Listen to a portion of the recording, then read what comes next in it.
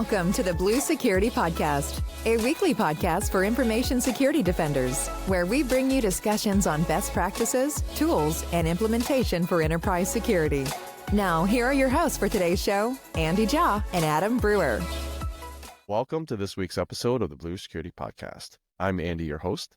I'm Adam, your co-host. This week we have a special guest, Justin Orcutt. He's with Microsoft, and we are going to be talking about CMMC, which is the Cybersecurity Maturity Model Certification Program that all defense contractors and companies that are working with the government have to meet. It's a new certification and regulation. So, Justin, if you can just give a quick intro for our listeners on who are you and what is your story? Absolutely. Thank you, Andy and Adam, for having me. As you mentioned, my name is Justin. I am part of the aerospace and commercial defense team at Microsoft. We support any commercial defense industrial-based customer that Microsoft has. So there's a way to engage our team should you need that type of assistance. I've been part of this team for the past 3 years, where I've been working with these defense industrial-based customers to help them implement security best practices, especially as related to an upcoming regulation called the Cybersecurity Maturity Model Certification. Prior to joining Microsoft, I worked in the consulting world for two different big consulting firms, one NCC Group and one Coalfire, both of which are active in this DIB space as well. And, I'm just grateful to be here with you guys, talking a little bit more about CMMC and what we're seeing across the market. Well, thank you for being here.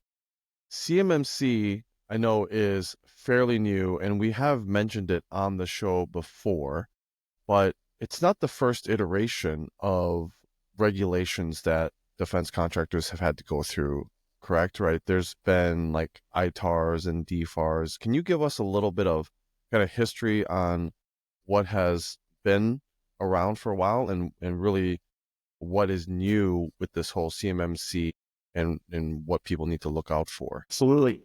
So I like to talk to customers about what is new in the requirement versus what has been around for a while. The new part of this requirement, called the Cybersecurity Maturity Model Certification, is for 220,000 companies across the globe. They're now going to have to prepare to have someone assess their environment to demonstrate whether or not they've properly implemented certain security controls. And there's different levels. The levels are something that is new.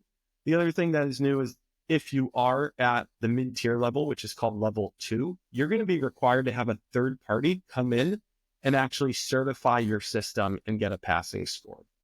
For a lot in the defense industrial base, this is terrifying. Somebody coming in and looking at their security program and giving them a grade of how well they're implementing those controls. To a lot of companies, this is something that is brand new. What's not brand new is what the individual security controls require. For the past several years, I would say about 5 to 6 years, these defense contractors have been required to comply with a different regulation, kind of the foundation regulation, which is called DFARS 252-204-7012. It requires the same controls to be applied.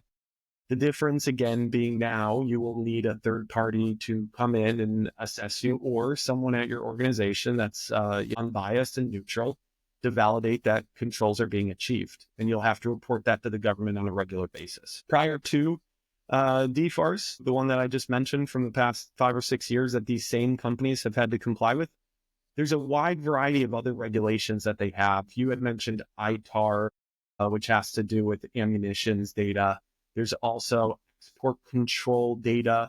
So if you're in this space, the defense industrial base, if you're developing parts, products, goods, or services that gets applied to the United States Department of Defense, regulations and requirements should not be a new thing to you. Understanding what data you have and where that data is should not be a new thing for you. The new piece is having someone come and grade you. So if I were in this space as a defense contractor and I'm preparing for these audits, what do you suggest the companies can do to prepare for these auditors to come in and grade them? Yeah, that's a great question. If you know CMMC is going to be required of your business. And a good indicator would be whether or not you've had a DFARS requirement previously, or if you're pursuing work with the United States Department of Defense, or if you're pursuing contracts with some of the mega, they call them prime contractors, then you're going to have to review the regulations to start, right? What do the regulations require? What are the levels? What are the controls at each level? What are the differences in your scope? So review the requirements, step one. Step two is determine your scope. Find out which systems, which applications, which assets make up your scope and your boundary. Step three would be perform a gap assessment. So there's a set group of controls, each control having various different control objectives. Review what you've done in those systems against what those assessments, what those practices and assessment objectives are. Again, I just want to specify the nuance in there is look at the assessment objectives. And then after you do that gap assessment, remediate. So part of this regulation is knowing where you have gaps. You put those gaps on a specific document called a POEM, and then you remediate those things. So, remediate once you've identified your gaps. After you think you're in a really good place, then you want to prepare for the actual audit. Yes, prepare. Just like you would study for an SAT, you're going to study for this test as well. And there's going to be a number of individuals at your company that you'll need to put through some sort of training to be prepared for that assessment. And then you're going to call in whoever the assessor is. You might do the assessment in-house if you're allowed to, if you're a level 1 provider or potentially a subset of level 2. Or you might have to call in what's referred to as a C3PAO. That is a certified third-party assessor organization. And there's only, certain companies are qualified to do those audits. And then they would come in and perform your audit. After you pass, hopefully you pass, following these steps, you need to continuously monitor to make sure that these controls are in place. So really review your requirements, determine your scope, conduct a gap assessment, remediate, prepare for the test, call in your assessor, and then manage your compliance after you pass. Wow, that was really good. So as someone who's actually never been through one of these audits, what happens when you call the assessor in and they find some faults? Does that mean automatically like your business is done? You can't perform anymore, can't do any more business with the Department of Defense? Like if there is a grace period, what's the grace period? Like what happens if there are findings? Yeah. And I think for a lot of companies, if they go into this without any preparation, there undoubtedly will be findings, and knowing what's at risk is really important. So this is a carrot that the United States Department of Defense is dangling out in front of anyone trying to work with them. They're saying, if you pass this audit, you are eligible for future contracts with us. So this certification is a prerequisite to actually winning a contract. Moving forward, if you have this clause in your contract, you cannot win a contract without being CMMC certified. So that's the carrot. Now, what happens if you call in an auditor and you're not at 100%? You don't have all the controls in place. That's okay. You don't need to score 100% to pass the test. You do have an opportunity to remediate some of the controls. Some of the controls are not allowed to be remediated. Hence, you need to prepare for the test and make sure that you're actually ready to take the test. But there is an opportunity to remediate or adjust things that might have been identified during the scope of an assessment. Ideally, you're not in that position. Ideally, you've done enough homework, enough due diligence, and enough preparation that when the auditor comes, you can quickly demonstrate all the controls are applied where they should be. So I was in the military and we would do a similar thing. We called them UCIs or inspections, where we would have to prepare, not necessarily for cybersecurity, but everything, from process and procedures to physical security to maybe cybersecurity. And so when we were doing these preparations, we would have someone who was in charge of preparing everyone, and they'd have a checklist, and, everything was done like on a spreadsheet, and you would have the different controls and notes and everything just kind of typed on a spreadsheet, check and go on. I'm sure there still are some companies that have that type of system, but what have you seen that has worked in running a successful program? Are there better ways to track and maybe some tools that might help in maintaining this continuous monitoring? Yeah, great question. So the first part is you need to have somebody that is accountable to maintaining the system, right? And in CMMC's eyes, that they call that a affirming official. So that person on an annual basis will have to sign off that you've maintained compliance. So, that's an important part to note. Now, that person likely has a team under them, or if you're, a sizable company, you're going to have multiple people engaged on a CMMC effort. The affirming official is just that senior official that signs off. So you need to have the right governance structure in place to manage this program, right? 110 things that you need to be doing. Systems and checklists can certainly help make sure that you're maintaining that. There are published lists out there. There's lists that come from the DoD and there's lists that come from private organizations. You can use those lists. You could manage this out of Excel, but there's a lot of tools that I've seen work across the DIB. So for instance, there's a company out there called Future Feed. They have a GRC type tool that would allow you to track, your controls, how you've implemented the controls, what evidence you have for the controls, supporting policies for each control. There's tools like ExoStar, Compliance Assist. There's products like Microsoft's Compliance Manager, right? They all do very similar things. It's just, what do you need to do in that system and how do you want to govern the maintenance of those individual controls? And then there's automated ways too, right? There's a bunch of tools out there that'll automatically interrogate the system to validate whether or not specific technical controls have been met. And we could do that using some of our tools as well. Is there something that you think, because obviously this is all around CMMC and just compliance in general, but are there ways that companies who aren't falling under CMMC can learn something from this conversation that they can take to meet maybe other compliance frameworks? Because, in the general sense, I think when you have a compliance framework that you must adhere to, some of the skill sets and processes are very similar. Is there something that might cross over to maybe if you have to meet like SOX audits or HIPAA or any other regulations that you are beholden to as part of another industry? Yeah, absolutely. So CMMC was not developed in a vacuum. They looked at what works across industries, and what they found is, the idea of trust but verify is very effective. If you look at industries like the payment card industry, PCI, it allows for some self-assessments, but in cases where there's high transaction volume, it requires a third party.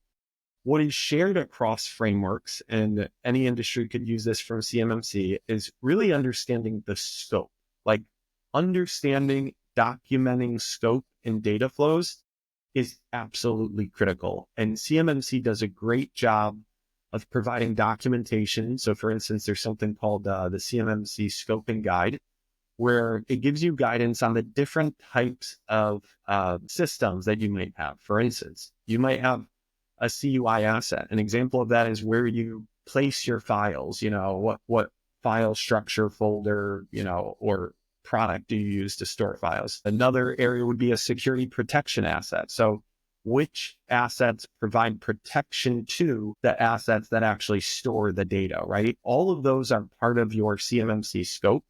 And when you look at your security program, you don't just want to look at a subset or a component or where your crown jewels are. You want to look at the things that impact the security of those crown jewels. And that might be tools that provide security monitoring or security alerting. That might be third-party contractors that have access to your network that, theoretically, if they were able to move laterally, they could gain access to sensitive data. So really, the scoping mechanism of CMMC is something that all organizations could benefit from, is understanding how to protect the most critical piece, which is the CUI assets, but looking at the complete picture of what has the potential to touch or impact the security of those CUI assets. I'm curious because, when we began this conversation, we talked about, what was different with CMMC and how defense contractors have had regulations. If you are manufacturing parts for the DoD, you're not unaware or you're not unfamiliar with regulation and different things that have happened. In your experience talking with, customers as you're at your position at Microsoft, do you find that they are pretty apprehensive about the new CMMC requirements, even though they might have been under different regulations before? Like a lot of it is similar. It's just this person coming in to inspect your stuff. Is that really causing a lot of anxiety and angst? There's a lot of anxiety out there in the market because there's also a lot of FUD going on right now, right? Fear, uncertainty, and doubt. But I think most of the customers that I'm working with, they're on this journey where they're maturing how they handle data security. And as the conversation of CMMC comes up, they start going through scope. Where is this data? What systems have this data? And what they're finding is this data is virtually everywhere in the organization. They've had minimal control over where the data is. So it requires them to re-architect how they support aspects of their business, right? Because for the organizations I'm working with, they're huge. And they have multiple different business units. Each business unit has a different business processes. Some might do work for DoD, some might not do work for DoD. And you need to be able to operate as one business. So customers are anxious in the sense that they have to segment users in a lot of cases, separate users. They need to really go through and, further implement access controls. Some of these companies are publicly traded and they've done things like Sarbanes-Oxley, and they've done phenomenal work at access controls for financial data, but that hasn't necessarily extended out to this data set, which is controlled unclassified information. So they're just anxious from the perspective that they're maturing their security program. And as they do that, the end user experience is going to change a little bit. And they want to minimize the impact on end users as much as possible, but they also want to adhere to the regulations, and they know how difficult it is to have somebody view your program, your security program, the same way you view it, right? Because now you need to defend it. You need to defend the decisions you've made on how you've implemented controls. And sometimes it's a matter of you either have the control in place or you don't.